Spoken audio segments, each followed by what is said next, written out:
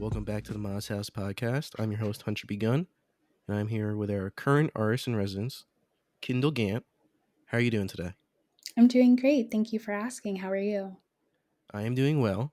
I guess to anyone listening, if I sound slightly different than usual, I am recovering from a cold, but feeling a lot better than I was the other day. So if you can't notice it, then I'm just a fool for saying anything. Besides that, I'm doing great. And can you tell us a little about yourself? What kind of art you do?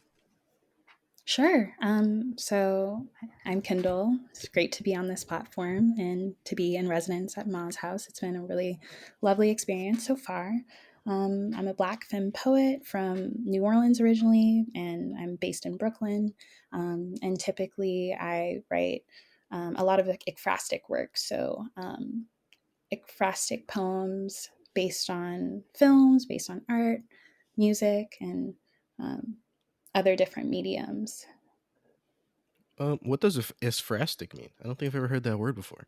Yeah, so ekphrastic work is usually work that's based on a work of art. So I write a lot of poems after songs and poems after movies and even photographs, for example. So typically it is the vivid description of a work of art, but it also sort of invites the writer or the artist, I guess, to bring their own meaning and their own understanding and engagement of the art into the piece. And for me, that's into my poems. Wow, that's very interesting. Not only is that also a very good SAT word. Um, Definitely. It's hard to spell. yeah, I don't even want to try. I can't even imagine it. I'm very bad at spelling. So, how did you, I guess, discover that your passion for writing and the what you do now? I mean, I started writing from a pretty young age. I would say I was about, I guess, in middle school at the time. I didn't start with poetry. I actually watched the Avatar movie with the blue people and was Hmm. really inspired by the world building and all of the really cool imagery and the storyline. And so I ended up writing a fan fiction, I guess, of of that movie and kind of just extending the story. Obviously, there's been more movies after now, but it was mostly around the time of the first one. And after that, I don't know, I was just passionate about continuing to tell stories and I kept writing. And in middle school, I think I got a little bit more focused in on poetry. And then I kept doing it. I did a program in high school that was an area of concentration in creative writing. It was called a Certificate of Artistry program. And I had the same teacher for, I guess, 4 years of that time and the same kind of peers throughout that experience. I mean, there were new students that would come in every year, but we kind of all stuck together and read each other's work and cultivated a community of sorts. So that's how I got into it. Well, I'm very surprised that Avatar was the thing that first inspired you. That was my next question actually. If you remembered what it was, it kind of set you off on this journey. Yeah, I mean, I write completely different things now, Yeah. and things that are probably a little bit better than that. But I just thought the world was really interesting. It was beautiful. I was really invested in the story and continuing the story. I didn't want it to end, and so yeah, that was kind of my first foray into writing. Did you watch the new one? Are you still a fan of the series? I did watch the new one. I think my stories were better. Yeah. Wow. Wow. Now I definitely I want to know what kind of you wish it did. had ended where it began, but I mean, they were still very visually appealing movies. I think we're on the third one now, if I'm not mistaken. But definitely a different feeling. I didn't write any fan fiction after those. Hmm. It's quite the spoiler, but I definitely want to know how the woman who got like transmuted into her avatar, how Hmm. she ended and dying, how she ended up having a kid. If that kid's like the Jesus of that world or something, because You'll I just have to see. Yeah, That was a cliffhanger, though. yeah. Almost. I mean, it's very interesting. It's either she has some type of relationship, or that child is actually just like what the Jesus of that world, which is very interesting.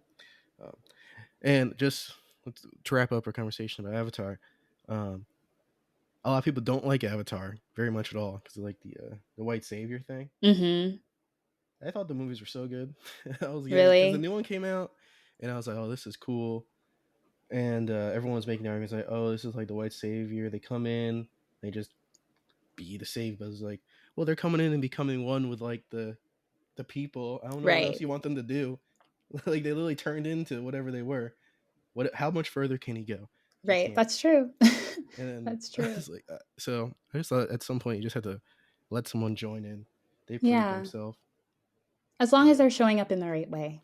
yeah, exactly. I mean, the first movie they did messed up stuff, but then by the end and by the second one, I think they're just part of the community now. Mm-hmm. I Now they've agree. joined two tribes separately by learning their ways. What more can he do? Right? Nothing else. Well, now we're talking. Is there anything recently that you've been really inspired by? That's a great question. I would say Rio Cortez's Golden Axe Hmm. um, book, her book of poems, is really inspiring to me. I'm I didn't mention this, but I work in the vein of Afrofuturism as well, and so a lot of the times I think writing or art or any other mediums in that vein tend to kind of help me and inspire me to create new work. And this collection is really powerful. It's kind of a venture into more so Afro pioneerism than Afrofuturism. She kind of frames it a little bit differently as it's this book is dedicated to her family, and some of her family members were among the first Black settlers in the American West, and so it's super personal, super political, and has this really amazing, gorgeous family lineage attached to it, um, and it invites readers to reimagine the West. Blackness, Black womanhood, and the legacies I think that shape the pursuit of freedom. So I really, really enjoyed that book a lot. Um, and then I would say on the art side of things, I love Wangechi Mutu. She works across all mediums, across collage, across video art, sculpture, uh, more. And she had a show a handful of months back at the New Museum in Manhattan.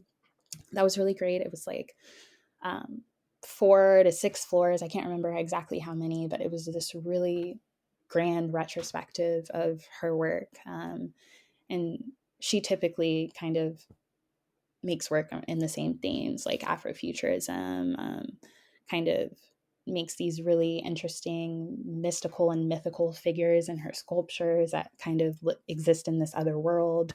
So I'm really inspired by her work as well. Yeah, her work sounds awesome. She had four stories worth of work being shown. If it wasn't, it was between 4 and 6, but it was Wow. like a huge retrospective of her work over, I think, a 50-year time period. Um, so it was super impressive. And I mean, the range was just incredible. She Yeah. paints as well. And typically she'll use materials from her culture, like soil and feathers and other things. She'll include those in her painting. She'll also include those in her collage work. Um, so yeah, I was just super taken away by all of the whole show. I mean, Yeah. was phenomenal. That sounds awesome, honestly. I definitely look at the people who branch out from their medium and Hmm. do so many other things, especially like sculpting. As I do more and more of what I basically started doing, which is like video stuff, and then Hmm. now I'm like, I don't even want to do video stuff at the time. I want to like paint something or make a sculpture. Right. Something And new. yeah, something new, really.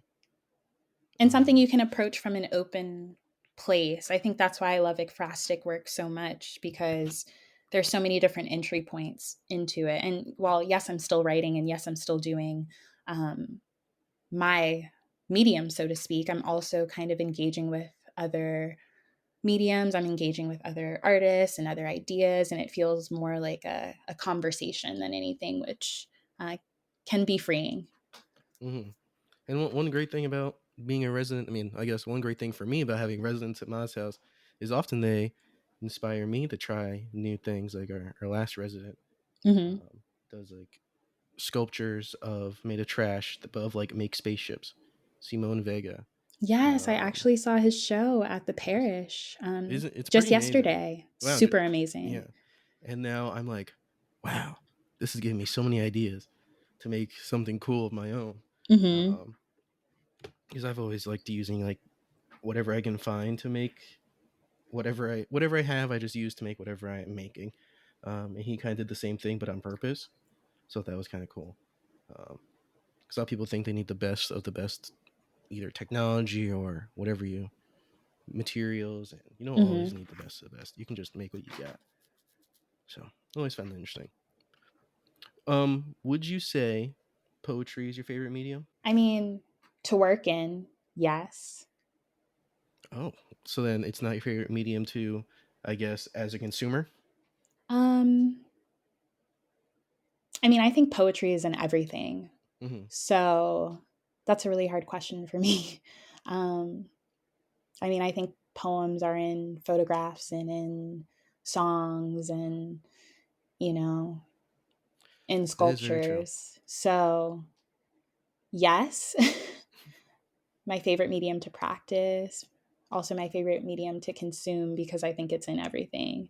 Um, Hmm. That's a yeah, good way to put it. When I do think about it, poetry is basically in 90% of things that I enjoy in terms of like, I guess, consuming media, um, yeah, music, TV, everything. So they have writers. People have written stuff. A photo is a exactly. thousand words. A video is like a billion. Um, And even if there's nothing written about a photograph other than, the caption in a museum, I mean, there's still the poem that kind of goes through your mind when you look at it. So it's, for me, it's just kind of thought, images, and experience. Um, hmm. and I Do think you? that exists across all mediums. Hmm. Well, then we just mentioned talking trying different mediums. Do you have any mediums that you haven't done before that you would like to try? Well, I painted for the first time the other day. I mean, I've watercolored before, nothing serious, but I did a workshop here with Heather. Oh, you Her, went? Nice. yeah, I did. It was amazing. I acrylic painted for the first time, and that was really nice. Very different experience than writing a poem. So um, that's something that I hadn't tried before that I really enjoyed trying. Did that feel kind of like making poetry in a way, like you were painting a poem? Mm, it felt a little different. Hmm. I mean, I thought about the story of Mm-hmm. the beach and of kind of looking um, from that observation perspective. But no, it was very different, different process, different, very hand focused. Mm-hmm. Not as much went into painting it, and maybe that was just because it was my first time doing it, and I was doing it based on a photo that already existed. Um, so maybe it was that, but it felt a little bit more technical to me. It was nice to watch the colors blend together and create little things, little bushes and flowers and a fence even. But it was a little bit more technical than writing poetry is. I think a lot of the time I just kind of go off on a tangent of feelings, of images, of thoughts, and this was a little bit more controlled. I had a picture to make at the end of Hmm. it. So, Yeah. That's very chill. Could you give us a little inside look on your process, I guess, from start to finish when making some poetry? sure. I mean, It depends, I think. For me, like I said, my practice is in ekphrasis, so typically I'm involving works of art, um, or the engagement of a work of art within my poetry writing. And sometimes it starts out that way. Sometimes I look at a work and then I'm inspired to write something. Sometimes I start a poem and then I see a work and I try to kind of meld it into it. Um, but it's a really long process. It starts with a first draft usually. Um, I'm a terrible writer in the sense that I like to self edit before I actually finish my poems, which isn't the best. But um, typically after I get a draft out, it's going back and revisiting it and tinkering with it and thinking about what I'm really trying to say or what I'm wondering about. I think the best part of writing a poem is kind of the discovering and the learning that happens during the process of it, because I never really know exactly what I'm going to write when I start. But by the end of it, I have a better sense and a better idea of what I was thinking about or meditating on or trying to express. But it's a journey, and it happens, as I write and as I finish the piece and as I revisit it, and depending on whether or not, if it's an ekphrastic work, which most of the time it is these days, it's looking at my piece and looking at the photograph or looking at the movie or listening to the song. So it's a bit of a back and forth process. Hmm. It was very interesting. Um, yeah, it just was. What was I going to say? Well, I'm cutting this part out of the podcast. But oh, here we go. What has been the most, I guess, bizarre thing that has inspired you? The most bizarre thing. That's a hard question. I think, It might help if I give you mine. yeah, I would love to hear it. There was this tweet about a rooster that protected his coop but died in the process. And I hadn't been able to get any inspiration for like weeks. And then I was on vacation in Portugal and I saw this tweet and it made me, and then eventually it gave me an idea for a whole series of 3 videos based around the story of the chicken. Hmm, that's interesting. Mm-hmm. I mean, I guess I do have a similar kind of story, also involving Twitter, which I don't have a Twitter. um, but I made a found poem once. I guess I'm still kind of working on it. Um, of Kanye's tweets, Mm. and they're all together. Um, Now I'm forgetting. Oh, okay. The title of the poem was "In Search of Old Kanye." Um, so yeah, I would say that was pretty bizarre. I mean, Kanye is a pretty bizarre individual. Very, he has a lot of cultural polarity at this time, so to speak, for a variety of Yeah, for reasons. sure. Um, and I think I put together some very bizarre language in a way that is unexpected, and um, people might not think about or associate with Hmm. Kanye. Even though the words are Kanye's words, the message ended up someplace a little different. So, Wow. Well, you're in luck. He just went on another crazy rant yesterday. So oh, we love that. yeah, Well, we really don't, but maybe there's some content there. yeah. There honestly might be. It was a pretty good one. Him just yelling at everybody again. Oh, typical. Yeah, classic. Classic. That is now the classic Kanye, Classic Kanye. which is kind of sad, but it is what it is. Yeah. Um, so how did you discover Ma's house? A friend of mine, actually, who is amazing and does a whole bunch of forms of art, but mostly focuses on sound art a lot. His name's Kamari Carter. You should definitely look into his work. He was supposed to come, and I had applied, so I knew about Ma's house already just from, my normal research and going about things. And I thought it was a really cool story. I love the work that you do across the workshops and the residency programs here. So I definitely wanted to apply, but my friend Kamari applied, he got in, he wasn't able to come due to like a scheduling issue or something. And he kind of dropped my name in the hat. So that's how I guess I ended up here.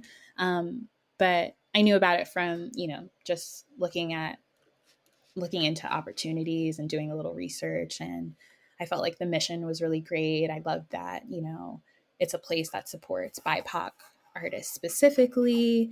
And I just think the background of how it came to be and um, learning more about Ma was really inspiring. And so I definitely wanted to be um, a part of this experience. And yeah, it's been really great so far. And I feel really lucky. I was gonna say, how'd you like it? I mean, it's wonderful. I was a little productive, so I got some drafts going and revisited some work I had that's unfinished and revised a bunch of things. But I mean, I also, went to a couple arts institutions other than Ma's house, like the Parish Museum and the church. And I got to see art, I got to meet people. And the workshops even at Ma's house, Mm-hmm. having that first kind of acrylic painting session and meeting the people who came out to that, and also doing my own workshop on ekphrastic work and meeting people. It's been a really well-rounded experience, not just from the perspective of art making and writing, but also of connecting with community and of engaging with art, which is a huge part of my practice. So overall, it's been phenomenal, and I would love to come back. Awesome. I'm sure we'd like to have you back. Because I know we have a new, like a new campus from Mouse House. Yeah, I heard about that, the satellite kind of space, and I know you're thinking about possibly doing, alumni residencies there as Mm-hmm. well. So I'll definitely keep up to date with when that happens. Yeah, and it's a very interesting space, and it is connected to other artists as well. Um, well, if you don't know about the new satellite space, for everyone listening, just check in with the Mouse House Instagram or website. I'm sure Jeremy will be telling everybody about new this new area we have for artists. It's gonna be cool. Unfortunately, don't have a car yet to put over there, so we're trying to figure things out like that. But I'd be happy to have you there, and then we could, because I was unfortunately so sick that I missed a two workshops I wanted to go to, because that's my Aw. favorite types of workshops are things I don't really do. So like painting and writing, and I need to work on my writing so bad because I have an idea for a script that I need, and I just need practice in general. Mm-hmm. Um, so I was upset. And the last writing workshop we had, which was like months ago, um, I ended up writing a sequel to Ratatouille, Oh where wow, the Remy. Have you seen Rat? I'm sure you've seen I Ratatouille. have. Yes. So you know It's how a the rats control? classic. Yeah, the rats can control a human to cook, but then Remy taught some people how to do it, and then there was like a civil war between rats and humans that were controlling humans with their hair. And so there's a bunch of like fighting and stuff like that. So it was like kind of like a horror take.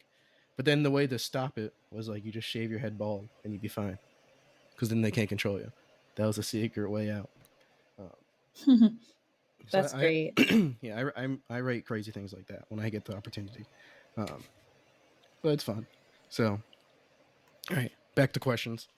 Back to you. No more Ratatouille talk. I mean, I loved it. It was a great segue. Thank you, thank you. All right, how does your way of making art change when you're on a residency rather than when you're at home? That's a great question. I think it's a little bit more intentional here. I have the space and the time and less distractions. I'm super busy in my daily life.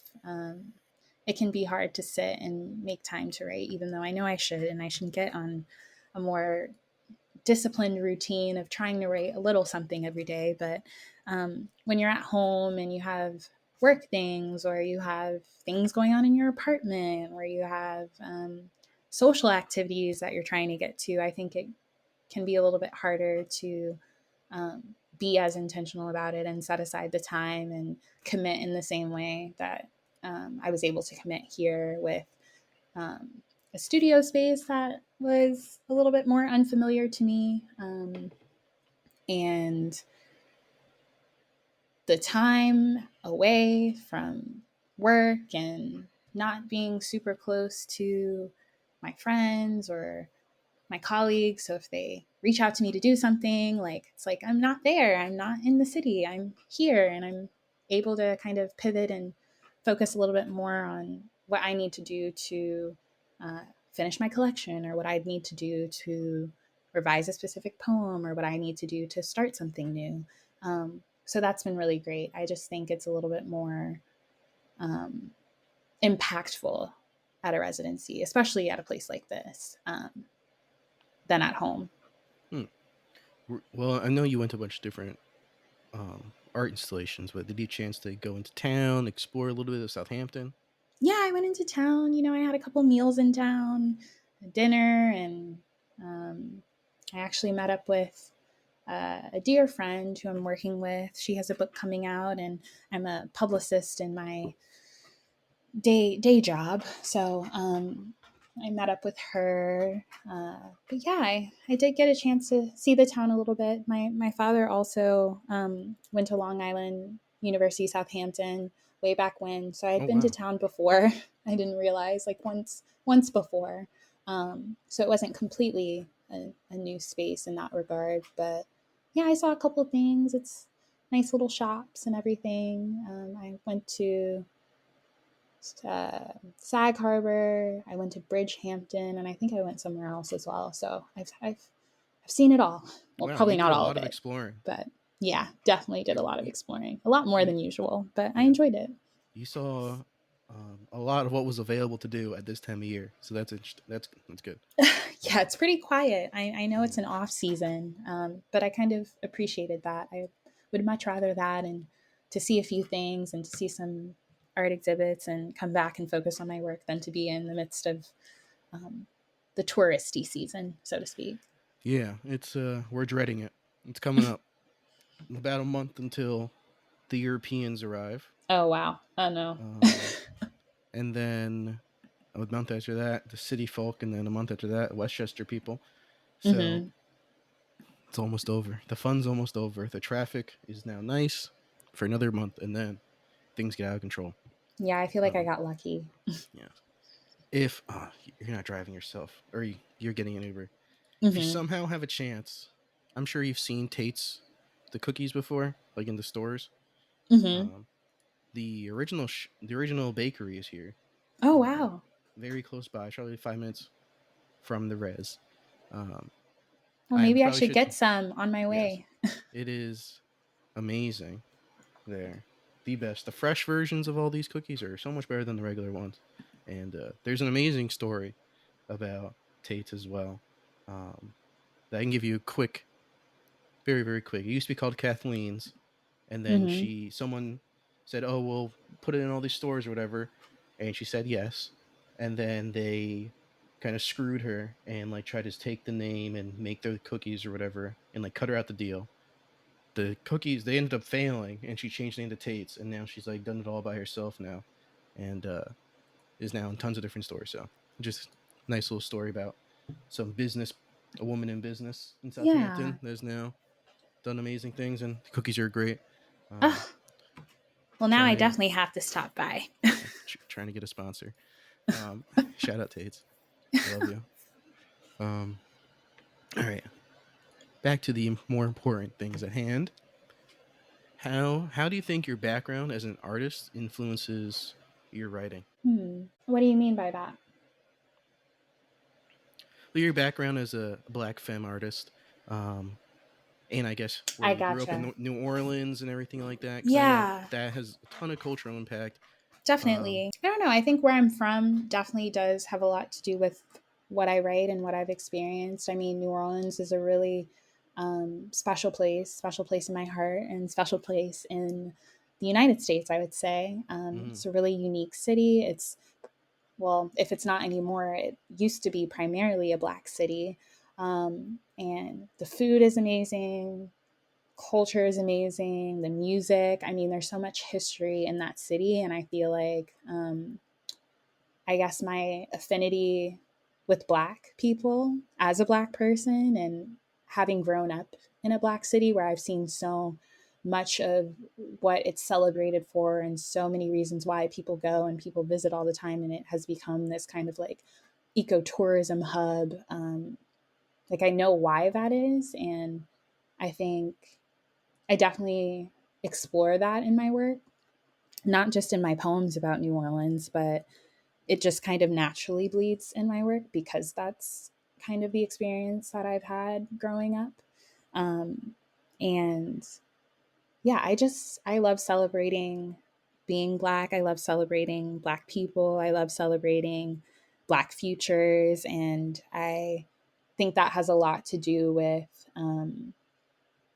the people I grew up around and the things that I was exposed to um, in the art world, just naturally, not even from necessarily going to museums or um, doing like art specific activities, just from kind of existing in the city there and existing in that world, I think um, really shaped who I am as an individual and also has shaped what I think is important in highlighting and what I think is important advocating for um, across the board.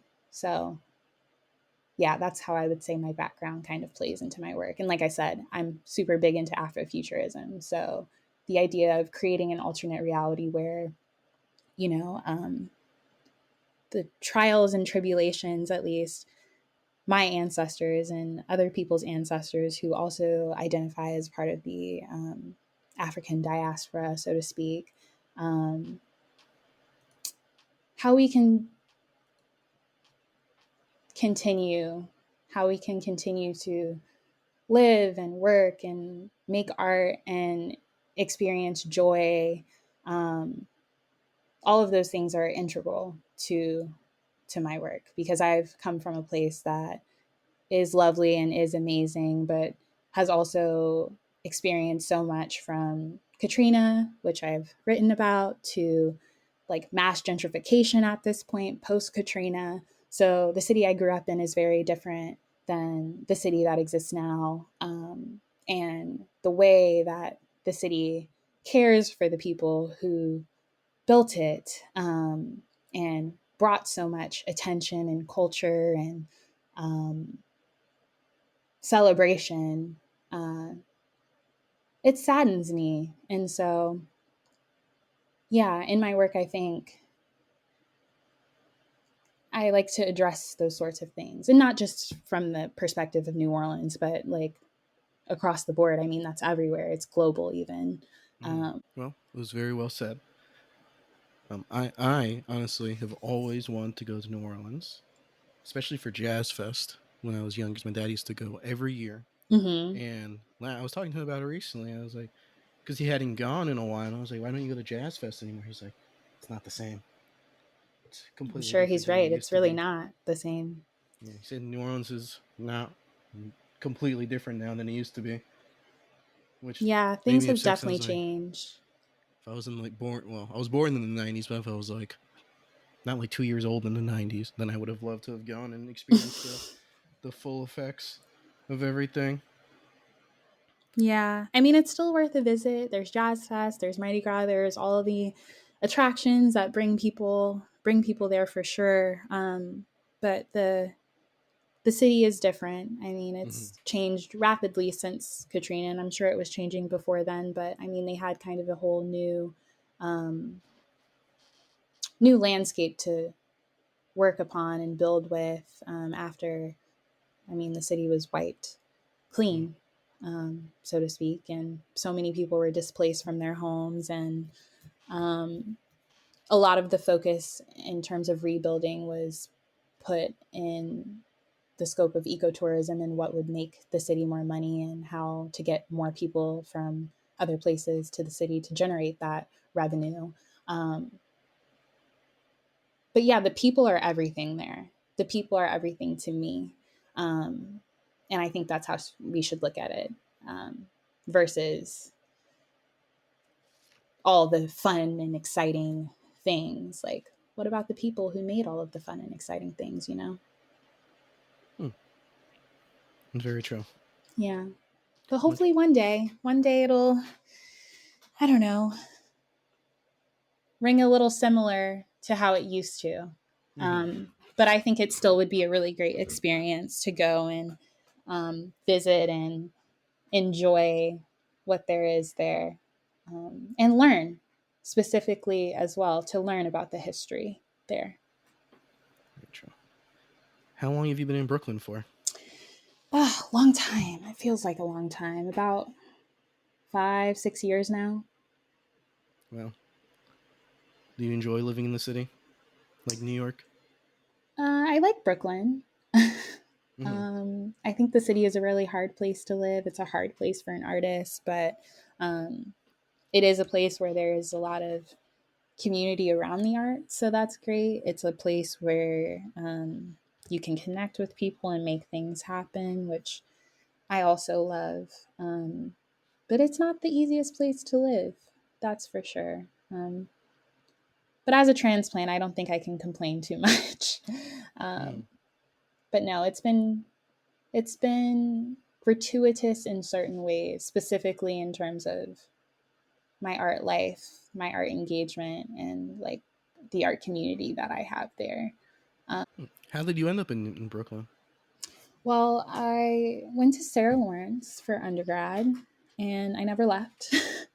Never went back home after I left for undergrad. So I kind of just stuck around. I was a barista for a while, and I interned at like publishing houses and other art affiliated and literature affiliated kind of organizations. And I just kind of stuck around. Finally, ended up getting a full time job in publishing. And yeah, I mean, I've been here the whole time. So it just kind of naturally happened that way for me. I came, didn't want to leave because I felt like all of the opportunities that I wanted to pursue at the time were here, in New York. And yeah, Brooklyn just became the place that reminded me more of home than Mm-hmm. Manhattan. Um, and I'm comfortable. So, one thing I actually really want to know is, are there any specific themes that kind of consistently appear in your writing? Yeah, that's a great question. I mean, home, heritage, history, I think those are pretty grand themes. I have a good amount of pop culture references. I know I mentioned Mm-hmm. that Kanye poem earlier, but I have other poems like that that kind of bring in real world happenings into them. I write a lot about water. I mean, I have this poem called Time Capsule, which I've shared pretty widely at this point. It's my Hurricane Katrina poem, so to speak. And just because of my experience with that and growing up in New Orleans and the city always being below sea level, I feel like water appears in my work quite frequently. Um, yeah, those are some themes and motifs, I think. Hmm.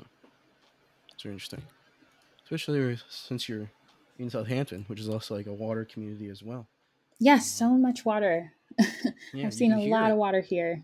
Yeah, you can hear it from Ma's house. I walk outside. I mean, there's the bay, there's the beach, there's multiple beaches here. So, Mm-hmm. yeah, that's been really great as well to see while I've been here, just to kind of be near water and near nature in general. I think nature also plays a huge role in my work. Um, I love to bring in the natural world elements of it, images of it. I love trees. I mean, I'm looking outside a window right now of trees and a chicken coop. And the chickens. Yes, the chickens. I was lucky to feed them once while I was here. Um, so yeah, Are you a big fan of chickens? I mean, I didn't know that I was, but I guess now that I'm here and I've fed them, I bonded a little bit with them. I might be a fan. Hmm. Interesting. I do like the chickens we have. I don't mind them. I mean, they're lovely. Yeah, There's lots of them. They have really quirky names. I they mean, do. Madonna might be one of my favorites. In fact, me and the chickens sometimes don't get along because, as someone who does a lot of audio stuff, they love to just start yapping when they know. They know that I'm trying to record something. I'm sure. Yeah. They I like to know. yap to wake you up. They Yeah, like to yap to interrupt recordings. I mean, they just like talking in general, I think. they They do. have a lot to say. So, They do. And sometimes although one of the chickens from Ma's house did not inspire any of my work yet, they have inspired others people's work, and chicken has inspired some of my work before. Just so interesting where you find inspiration. exactly. Um, I mean, who knows? Maybe they'll end up staying in one of the poems I drafted. yeah. Um, Do you yeah. have is Madonna your favorite? I mean, I like her name. Yeah. Then which one of do you know which one of the chickens is your favorite? That's a hard question. I feel like I shouldn't have favorites. I think I love them all equally. Um, but I We all think have I like favorites. Madonna's name the best. I think we all like Rogue, which is Yes, like I've Brianna's heard favorite. things Yeah. about him. Hmm. He's a cool little guy. I've heard he run things. Yeah, he runs. I think he runs the He coop there. runs everything, I'm Yeah. sure. I think it's like I think Brianna raised him to do it like that too. I think she set it up so that he would be the one Wow. from the beginning. Honestly, Yeah, he seems like a natural born leader. yeah, he really does. He just kind of had the look of it as a born leader. I don't know how a chicken can look like they're born to lead, but they just they just do. They just do. Or do you eat eggs? I do. Did you have you tried any of the eggs that they I lay? have not, but I hope to bring some home. I'm not the biggest egg eater, Mm-hmm. but I know you produce quite a lot of them, and I had some on my little refrigerator shelf, so I might take them with me. Yeah, you might as well. They just started laying early than usual. Thank you, global warming. But Yeah. um, they have already started. We already have 6 new eggs for in my house. I think my mom took some home from Mm-hmm. one of the workshops, and you actually got to meet my mom, which is nice Yes, I at did. the at your writing workshop.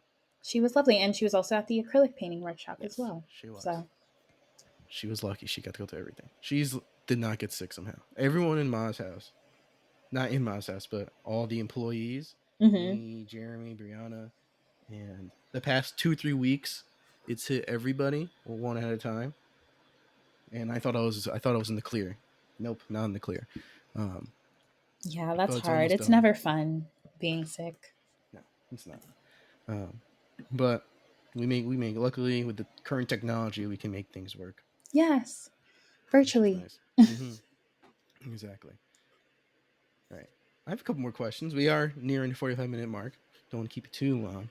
But so I guess now at this point in your career, I guess this is kind of a two-part question. When you first started making art, where did you see your art taking you, and what was your dream? And now today, where do you see art taking you? And if you have a new dream, or if it's still the same.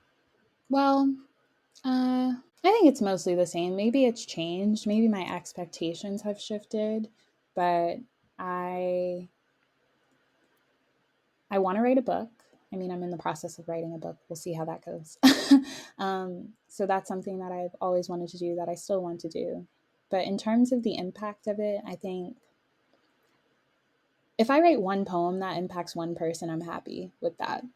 Mm. Um, and I think that's how I'm going to approach everything moving forward. Um,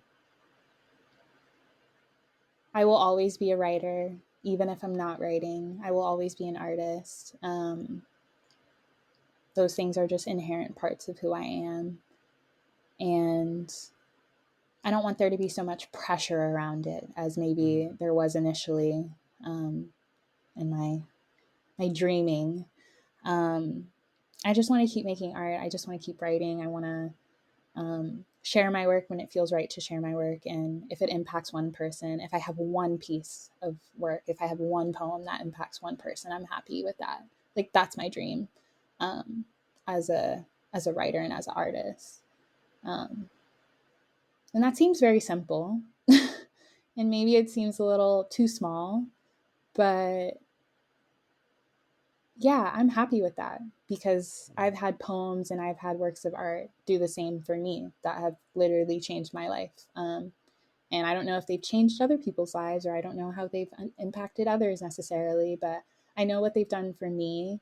And I just hope to have at least one of my pieces do the same for someone else, and provide solace or comfort, or um, make someone feel seen. That's I my don't think that's dream. a small dream. I think that's pretty profound. Changing or impacting even one person's life is Big deal, nothing to right? scoff at. Yeah, that's a lot. That's a lot. Most people don't, I feel like, don't. Like, everyone impacts people's lives, but um, it's hard to do it with art. Yeah, I agree. So if So, that happens once for me in this entire lifetime, I think I'd be happy. I mean, probably already has. Hope so. Yeah, And the people if just don't not, say I'm still anything. at Yeah, work. yeah. Maybe now you get two. Yeah, who knows? Maybe Maybe I'll we'll be hit so three. lucky. Yeah. Hmm. So, you might not like this question. It might not even be a good one, but it's a new one on the podcast. Who do you make your art for? And you kind of already just answered the question, but do you make it for yourself all the time? Do you have a group of people you're making your art for, or are you just anybody? You think anybody can just be like get something from your art? So, I mean, first and foremost, I make it for myself, um, and my community, or my various communities, I should say, whether it be um, my Black community, or the LGBTQIA community I'm a part of, or um, yeah, whatever I'm kind of individually experiencing, I want to make my art for that. But I also want it to speak to the collective experiences I share. But most of the time, I don't write or make art with an audience in mind. I would prefer to just kind of approach it separate from thinking about who's going to be reading or who's going to be engaging with my work. It's, like I said, first and foremost for me and for the people who I'm in community with. Um, and in saying that, I'm not saying that I don't hope it resonates with people and I don't hope it impacts people, but I don't write with them in mind. I write with the hope that maybe something will naturally kind of relate to others or one other person. Um, but of course, it's like from my experiences or my research or my interests, first and foremost. Hmm, very well said.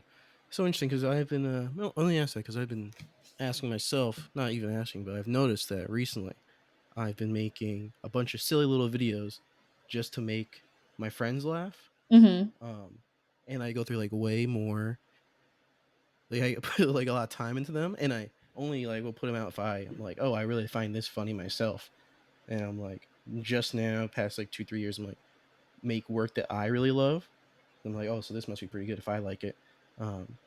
I'll just think like, that was last time I like made something. I was just like, people are not gonna like this. So I put it out anyway. Um, or not even that people are not gonna like this, but I was like, it's not targeted towards a certain demographic of people that I know. Right. So that's what a lot of my work is targeted, and even when it comes to making money for what I do in my own practice, it's often targeted. Like if someone's Mm-hmm. hiring me for a music video, and I have to like come up with like the script and blah blah blah whatever, then I'm targeting it towards their fans. Like what are they gonna like? What's this person gonna like? Just very Right. interesting, the differences in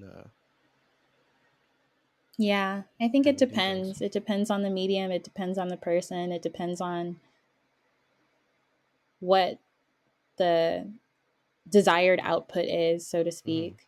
Um, yeah. Interesting. Well, I have a couple more. Got a couple more ones I really want to get to. Yeah, of course. Do you have a piece of work that you're like most proud of? Like ever. Yeah, or it could be within the um, recent. ever? Yeah, it would probably be that time capsule poem. Brooklyn Poets published it um, earlier, not even earlier this year. I think it was last year, exactly at this time, like March of last year. Wow. Um, it's a piece based on Howardina Pindell's autobiography, Oval Memory Number One collage. It's um, a really powerful collage. I definitely suggest you check it out. Um, and it's a piece that I wrote before I even encountered that work, but then in the revision process of it, kind of incorporated that collage and like some visual elements into my poem. Um, it was nominated for a Pushcart, which is like Wow. major in like my little baby writing world. Um, which I mean, I loved the poem before that, but it was a really nice kind of acknowledgement, so to speak, of I guess its resonance with other people and resonance specifically with the editorial staff at Brooklyn Poets. Um, but I think that's probably my favorite work to date. It's kind of like a prose poem, but it is punctuated by these slashes and the effect of them, I think, when looking at it, is that it could be read and understood in different ways. And it gives it kind of like a watery like flow to the piece, which I really liked. But no, I think that would be my piece, Time Capsule. Hmm. Um, it was a it wasn't a fun poem to write because it's about Hmm. something really sad and a little dark, but it was a necessary poem to write, and I felt like it was important, and it helped me through something. So I hope it helps other people. And I actually had a friend reach out to me about it, who is also a fellow writer. And, you know, she expressed some of the same sentiments that I had about just like growing up and being a child during Katrina and not really knowing what was happening or not really like understanding because there weren't many adults at the time who like, you know, were sitting down kids and kind of giving them the rundown of everything that occurred. And so it was nice to kind of share that with someone who also grew up in New Orleans at the same time and was around the same age as me and who also is a writer, to kind of have that sort of, I don't know, multiple ways of seeing each other um, through something I wrote. It was really nice to experience that. So Wow. lots of good things with that poem. Yeah. Poem sounds awesome. When I was doing some research into you, in like the very beginning, I looked you up. I was like, what the hell? Oprah magazine, like Oprah magazine. Yeah, I worked there for a short time. I interned there, I should say, for a short period of time. Maybe like 4 months or something like that. It was a really great experience. I loved working there. I worked for the books sort of section Hmm. of the magazine at the time. And at the time, they had a print magazine. Now they don't. It's just Oprah Daily, it's just a website. Really, it's Um, done. yeah, no more Wow. print. Or at least it's, if there is a print, it's like super small run, maybe like a quarterly or an annual kind of thing.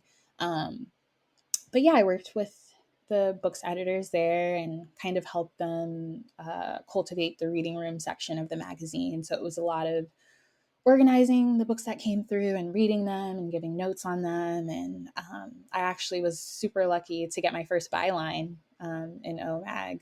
I wrote my first two, I think it was two book reviews um, with them during my time interning. And that was a really lovely experience to have. So yeah, I worked there. Yeah, that's awesome. Did you give them scathing reviews, or were they pretty good? No, both my reviews I think were pretty good. To make it into the reading room spread, I think they mostly do positive reviews. They don't I say. give any negative reviews. So, um, yeah, they were good reviews. Okay, I hope this book sucked. the authors liked them. Yeah, it was really cool. I my rise to fame is I was in Better Homes and Gardens. My hand was in one of the photos. Oh, really? Very cool. Yes. It was like 20 years ago now, but it's still funny that I was in there. And because my dad used to work with lots of magazine companies, and it even saddens me that most magazines are dead. Yeah, no Even more print now. I mean, mhm, even some online places are kind of folding. It's a bad time to be mhm. um, in the media. Yeah. My favorite when I was like a kid, I liked Sports Illustrated. That was always so cool to get in the mail. There's like Game Informer. All Mm-hmm. these things are just gone. Nintendo Power. It's just not the same anymore. Those are fun to have Yeah. like in your hand. Give them a look see. Do a little read like especially for like young people who don't like love reading books. Those like quick things where you're at least getting some reading in. I feel like besides like just looking at a screen and reading, which everyone does. I don't know. I always found it much easier to read an actual. Yeah, I agree. Thank God I just remembered.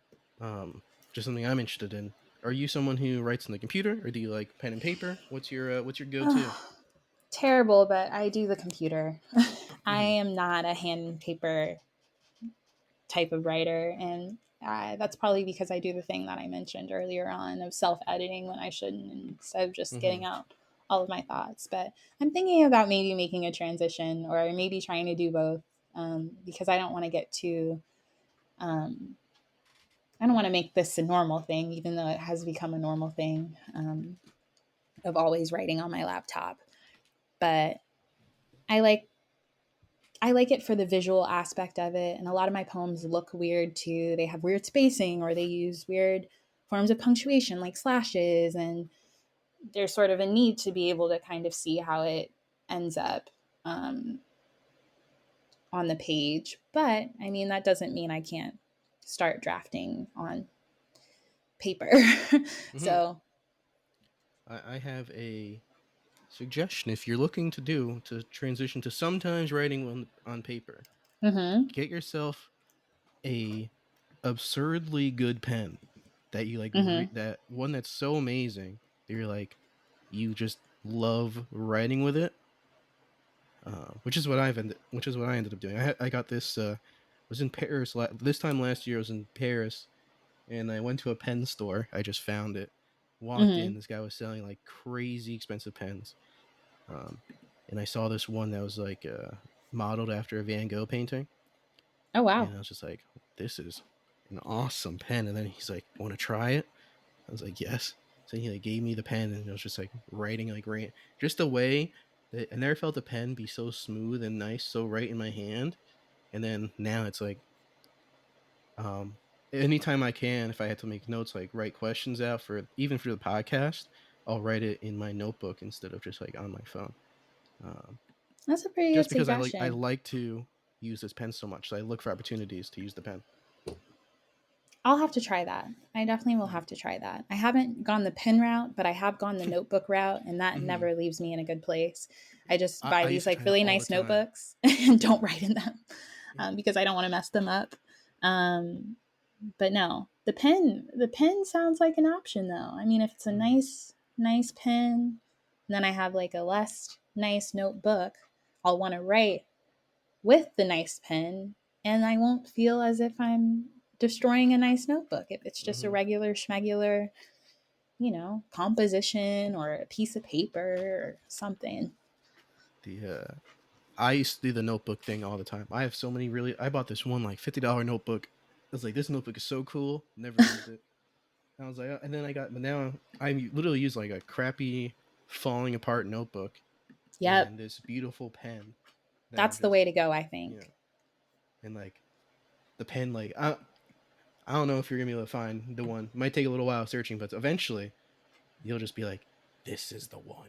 Mm-hmm. You'll like feel the connection to the pen. It I'll was so, just know. yeah, it was so. And you're as a person who actually is a writer, it probably come more naturally to you to finding the pen. I don't know what it was. I saw it and I was like, that's it. You can just feel it. It was a very weird experience to like feel a connection to a pen. I was like, what the hell's going on? It's like, why is this happening to me? It It's like, happens to all of us, and I yeah, hope it happens to me soon so I can yeah, get back to jotting things down on paper. yeah. The pen chooses you. Oh, yeah. Yeah, Just it like was the awesome. wands in Harry Potter. Mm-hmm. Really, that's kind of what the shop felt like.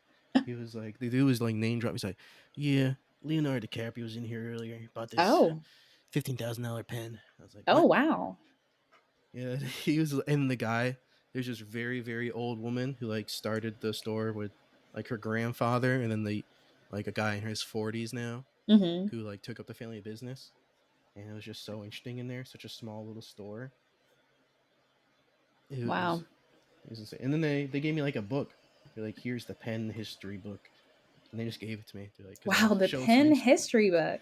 Yeah, because I showed interest for like I talked to them for like 35 minutes, like trying to find the right pen.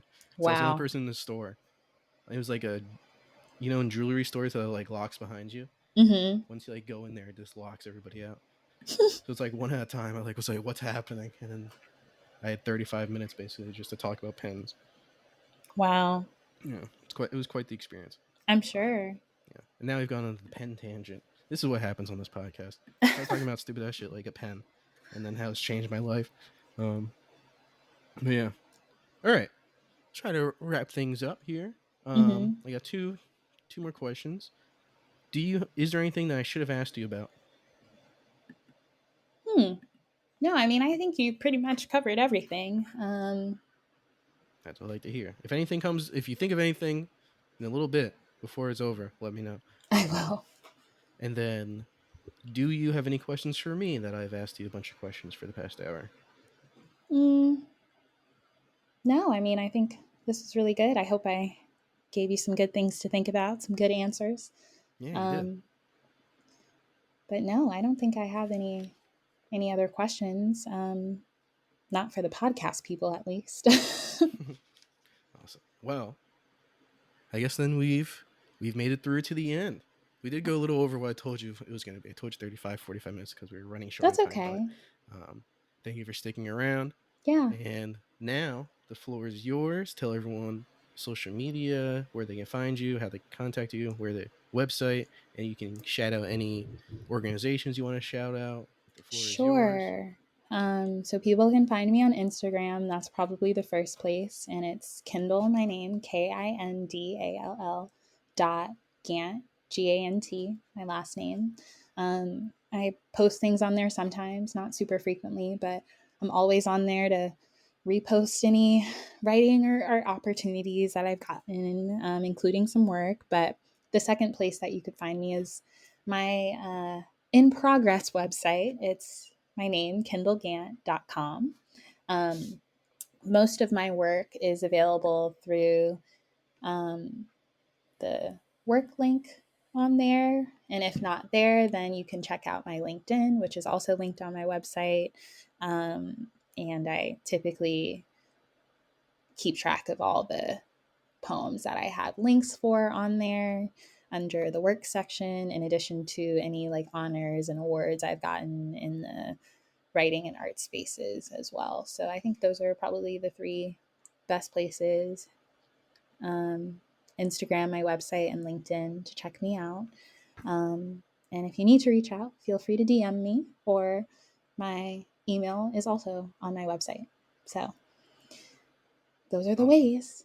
Those And links will be. organizations to shout out. Oh, Oh, I mean, I love Torch Literary Arts. They published my first poem in my adult life. Obsidian, uh, Literature and the Arts in the African Diaspora. They're a pretty great organization as well. Um, MoCA, I had a lovely residency with them.